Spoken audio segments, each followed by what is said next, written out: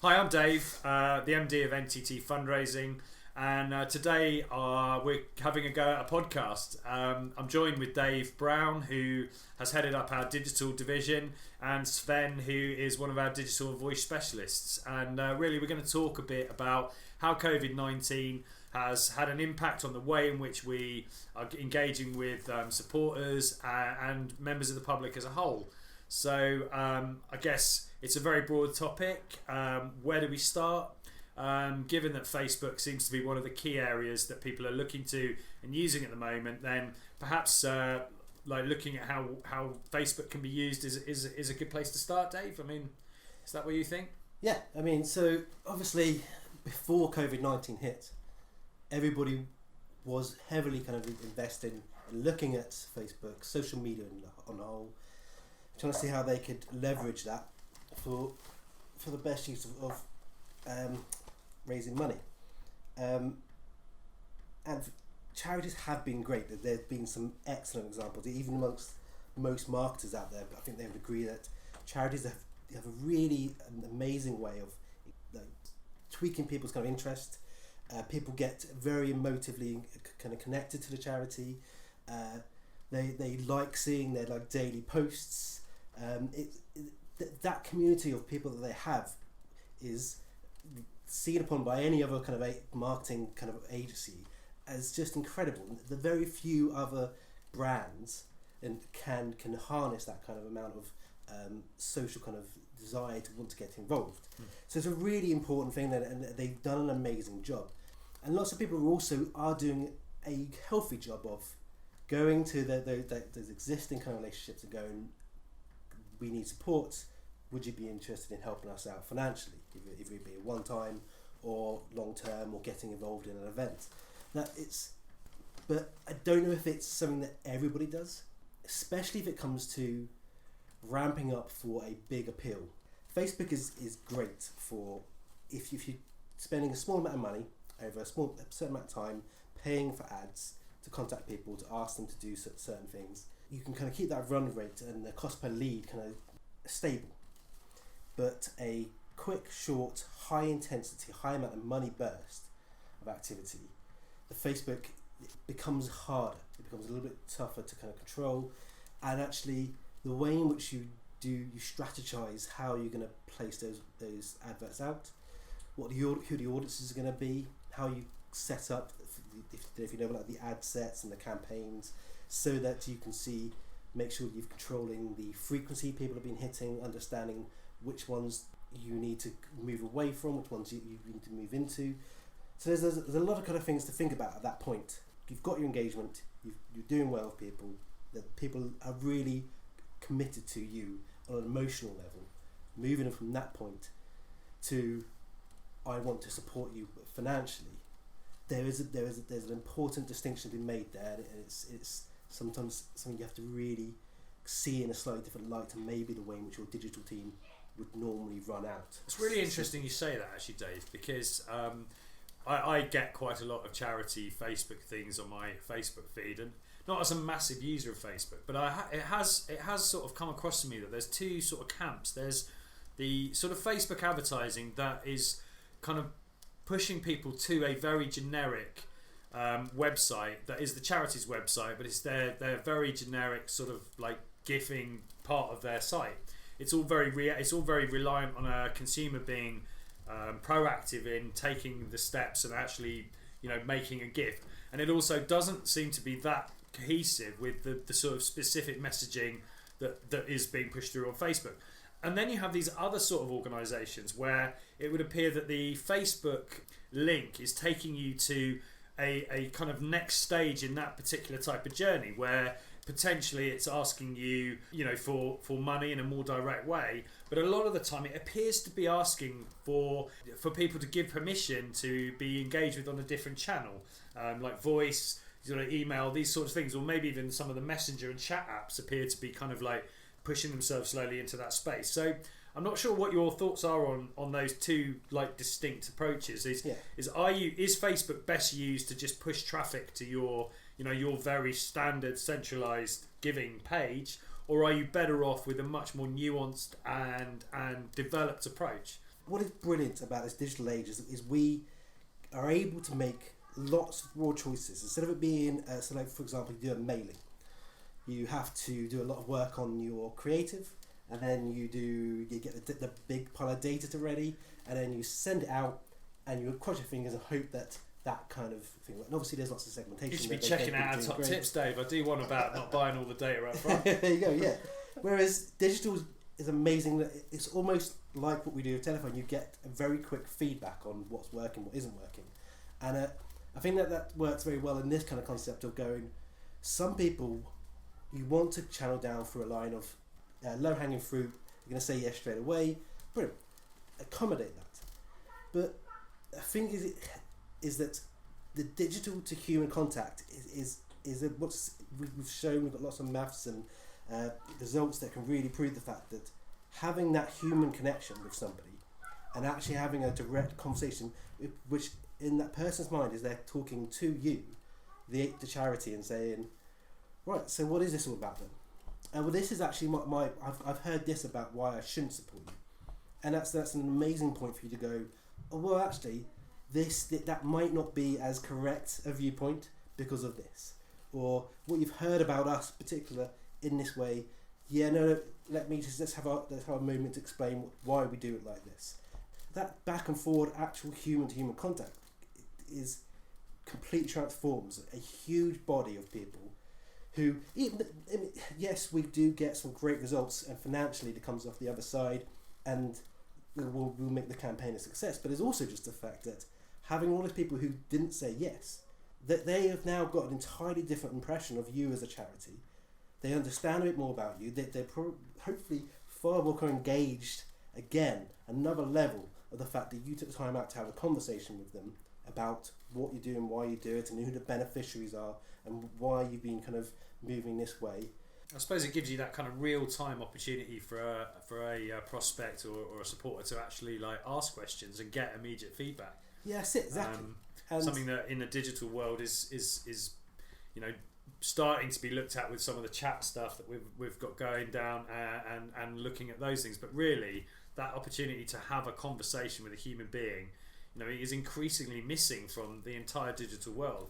Like the other day, my daughter has recently got herself a bank account for the first time and needed to ring the banking call centre to activate the card. And I couldn't believe how frightened or uncomfortable or strange and novel this idea of picking up the phone and having a conversation with someone was. Now, the actual irony is when we eventually convinced her to do it, it was just an automated message machine. There was no human being. But that lack of human engagement, it's not just limited to the way we do marketing. It's actually starting to impinge on the way we actually engage with and talk to everybody. And so really, like, an opportunity to talk to someone and be able to put forward a case of giving, a case of support, and just answer and field those sorts of questions. Buying online, any product is great. And obviously, we're all doing it now, especially going on Amazon. Maybe but if you're looking for like a high-ticket item, for example, like a TV, or I just happen to be looking at a TV right now. That's why it's gonna. But the last one I remember specifically, I was going through all these different options, but going in, and I kind of did was like the guy comes up to me, and I was no thanks, I'm good. Kind of, I felt like I knew. And I probably had some preconceptions about what that conversation was going to be like. But it wasn't. Actually, this conversation I had with that guy was great. He was probably a very good one, and he was kind of like helping me along rather than maybe sometimes have some bad experiences. But I definitely had this feeling of I could go back and forward with him about what I thought about this, why that one was the case. And just like with everything these days, you can get into a bit of a bubble of knowledge. And that's much the case around anything you're buying as it is about your views on charity. And if all you're doing is shouting back out into your own echo chamber again, and you're seeing the same results, you don't see outside of that. And having somebody there who you can talk sort to, of challenge those and go back and forward on it. It's a great. I think for me, like all of the stuff that you see on all the content you see on, whether it's on Facebook or Instagram or a blog website, it has to be kind of treated like a very top of the funnel activity, and unless you are driving that traffic somewhere to a conversation where it can be converted and make that purchase, it becomes noise. and that top of funnel activity does need that direction. Joe, it's funny how you talk about a funnel, but in 2003, when a much younger version of myself first started in the charity sector, there was this concept of the pyramid, where you would start off at the bottom of the pyramid with a very low level interaction with someone. You would develop that low level interaction with someone until perhaps they became engaged with your organisation enough to give you a single gift. And then they would develop that relationship a bit further until you actually became a regular or a committed giver. And then eventually moving on until you moved up those sorts of chains of engagement with the organisation. Now, at the time that I sort of started to get involved in fundraising, the regular giving and the direct debit giving was starting to really sort of take off and become a very core access that charities use to engage with and recruit new donors. And that sort of upset that apple cart a bit, really, because you were going kind of straight in with the regular gift on the rolling regular gift on a direct debit, and then the game sort of became trying to retain those people, trying not to lose as many.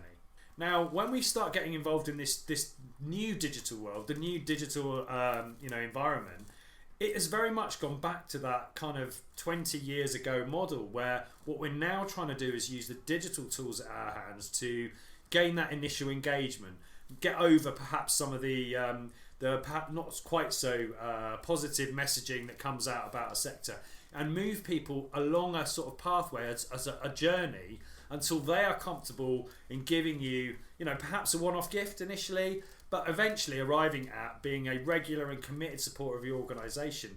And it's funny how quite a few of these areas where the olden days are now almost being digitalised and coming back into the sort of fashion, like ensuring you know how to engage with people who know very little about your organisation and get them to take those first few steps, is increasingly more important in that digital arena than we've been used to with the world of direct fundraising, direct approach fundraising, which ultimately ends with a regular gift as part of the thing. So it is funny how yeah. In fact, as you mentioned, years, man, because obviously telephone is essentially like another little step further down that line. Yeah. Whereas in this we were saying earlier on, and I think it's also maybe it's usually a resource issue, but the amount of times people actually respond to people who are messaging on their ads, actually getting involved in those conversations, actually dealing with those people on a day-to-day inside of Facebook or any kind of social media activity. Resource is obviously an issue,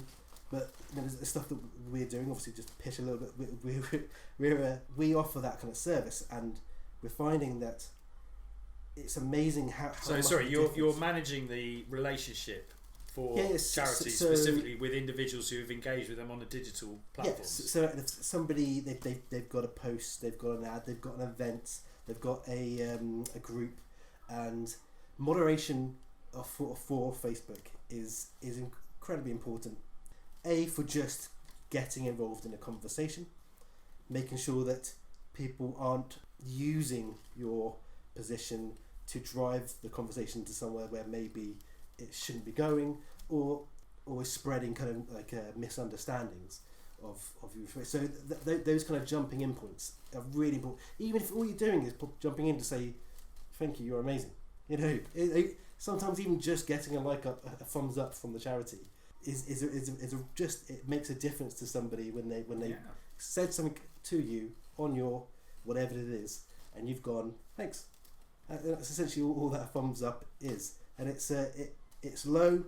It's like I say, it's at the bottom level of those kind of that pyramid, but you're building on it. Then you go back to people. You can use those people again. Go, well, they've interacted with us. They were talking with us. Oh, okay, maybe we can involve them in another conversation with this post over here or that ad over there, and that's where you kind of start the ball rolling from. And I think that, especially if you're about to do a big campaign, like a big push for activity on either, like I said, like an emergency response, or you've got a big event, there is an element of you need the resource there as well to be able to jump in and manage those communications that people are going to do off the back of that.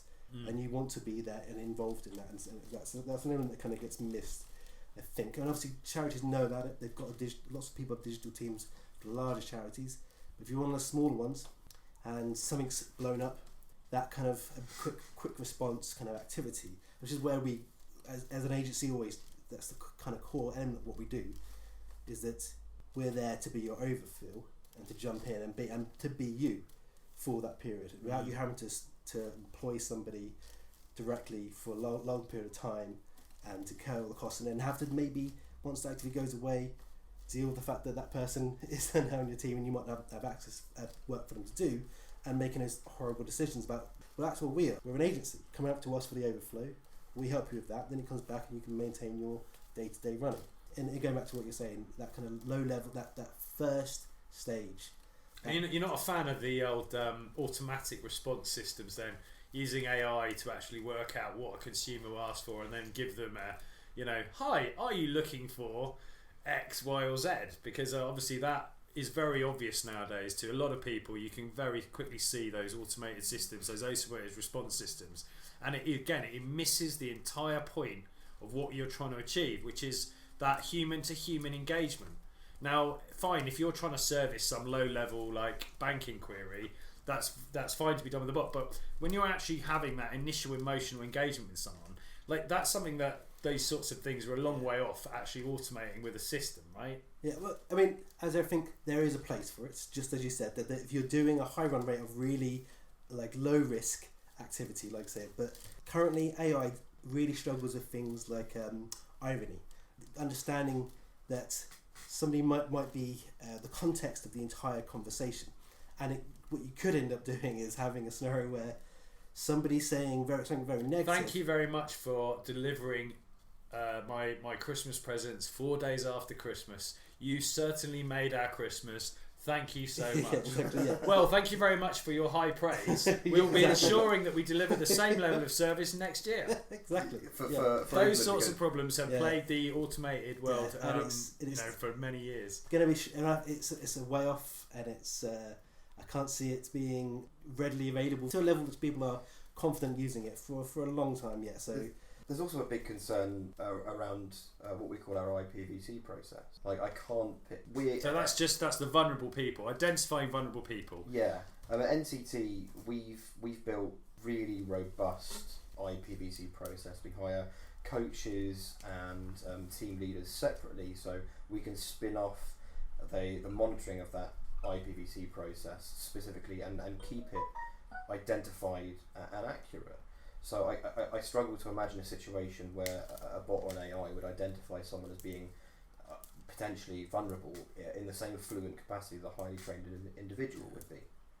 Yeah, God knows how that gets handled by GDPR, an automated system deciding if you're vulnerable or not. I bet there's some interesting challenges there, which is for another podcast. But yeah, no, that is a key thing, isn't it? So, like, without having a conversation with a human being, at some point you need to determine if someone has actually, within their senses, when they've made donations, when they've done things on the digital world, there is actually very limited abilities to see whether or not they are in fact vulnerable. Well, that's a massive issue. If you have someone who maybe has a condition like dementia but has access to the internet and has access to their cards, they could sign up for things, put their data out in the world that obviously they have a right to do, but it is potentially alarming. It's a huge concern, and having that extra barrier, that sort of air gap of human contact, enables us to go through those processes in a more robust fashion. So moderation. So tell us some examples then, Dave. So if I decided that I wanted to get involved and do some stuff on the digital world, like what am I sort of like? What are my options? What is it that we can sort of do out there? So am I just firing adverts out to people? Am I asking people to pour buckets of water over their head? Am I asking them to get involved with sort of petitions and trying to sort of help some of the sort of digital campaigning that seems to be quite big at the moment? I mean, what are the sort of ways in which we can start that initial interaction off with people? I mean, if you're looking to just start off, I would say start simple. Look at some appeals you've already got. Maybe look at the assets you've already got that you could just adapt and fine tune, and then move something that's quite engaging, and it's going to be I want to do something, that this has caused me to do something, is a really important way of taking that first step. Just look at the assets you've got and how you can kind of build on a campaign from there. But the beauty of, I mean, we haven't quite touched on it yet, but so Facebook is great.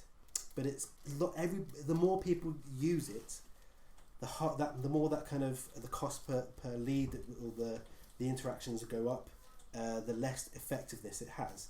So you want to really make sure you're doing looking at all of those options you've just mentioned just there, and having, and like I said before, what's great about it is you can do it without a huge amount of expense, as you can run off into these different areas. But using things like placing adverts into the wider world of the internet can be really useful for you.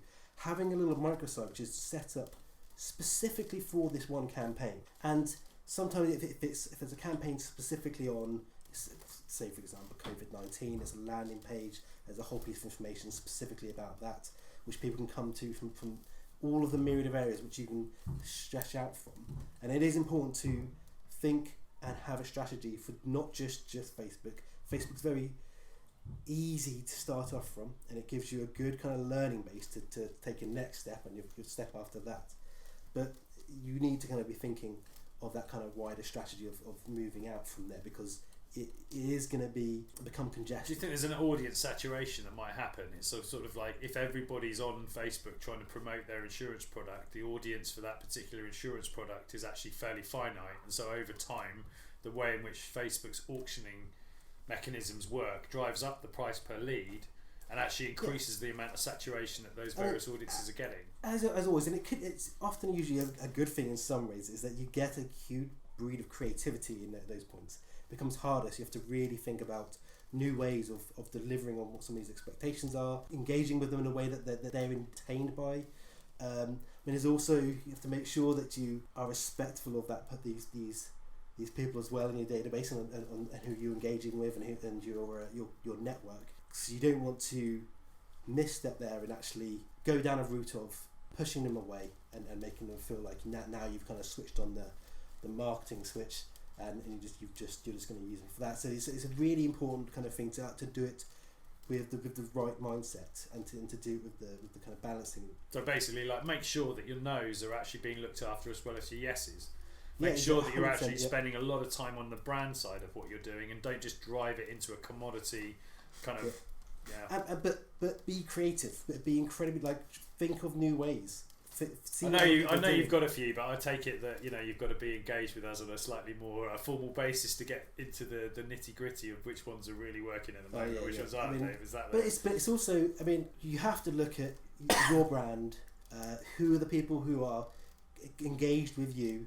What is the message you want to be jumping out from, and use all of this kind of like point of what is it you want to say, and have that be the point where you start from as to how your creativity works. Don't just think I want to do something and then try to latch on a story or an objective or like your voice. So know what you want to do. And know what you're going to go and buy. That's the kind of thing. That's number two, isn't it? See, we're doing all right here. This comes back into sort of like my wheelhouse and what I harken on about all the time. It's going to be start with why, isn't it? Absolutely. Know what you're going to do. Lay the campaign out. Understand what the success looks like, and take it with you into any sort of activity you're doing. Going off directly off the digital bit here, but So my point is that I talking about the creative ones that are working for somebody else. Well, there are definitely things you can always learn from what everybody else is doing, but the important thing is to have that. What is the best one for you and your message and your point right now? Yeah, it's really, really weird if you're delivering either your message with someone else's voice or using your voice to deliver someone else's message. It comes across as really kind of incongruent, and people like the market's really smart. They're going to realise that, and it's going to sound weird. You need to sort of learn their lessons, as you said, and sort of bring it in, and then come back to your reason why you're doing something, and then go back from there. Yeah, and as they always say, restriction is a great point of creativity. If you've got all necessity of the options, is the mother of invention. If all the options in the world, it can be too much choice. You restrict yourself down, and you can usually get most creative in those points. Slight tangent. I say slight. It's massive tangent. Going to the world of poetry for a moment. At the end of the beat poet generation, which is Bukowski and that ilk, they used to practice what was called free verse poetry. They'd write poetry with no constraints. And there was a group of French mathematicians and poets who came up with ever more constrained forms of writing because they thought it gave you more freedom. If you're concentrating on the form, the structure more, it gives you more freedom to actually say what you mean. That is absolutely bang on as an analogy. I know it started in a strange place, but actually, you know, if you create frameworks, if you create measurement structures, if you can actually look and understand the impact of the stage 1 of a campaign on how it's impacting on stage 3, the only way you can really do that is if you're measuring like for like. So yeah, the idea of creating a very tight framework that actually allows you to measure and feed back what you're encountering, I mean, that it should in theory allow your creative juices to go crazy for it. I mean, obviously we've got like a really powerful piece of an analytical kit that takes on these different areas, but it is so important to be able to grab that data from, you know, out of maybe just out of Facebook, maybe out of Google Analytics if you're using it in that way, from your own database, from your own website, and then be able to chart those points from point A to point B, and then not only just the successes, but the wider kind of environment of who these people are and how they've been responding to you.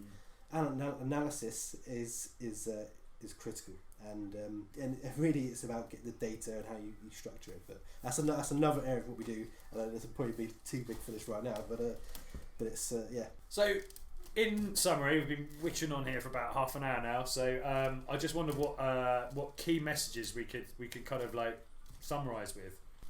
Don't ignore the no's. Like, focus your attentions on every aspect of it. Start with the journey. Work out what it is you're going to do with people. Be clear about the success criteria. Keep the creative refreshed. Don't look necessarily for other people's campaigns and assume that yours will work in the same way.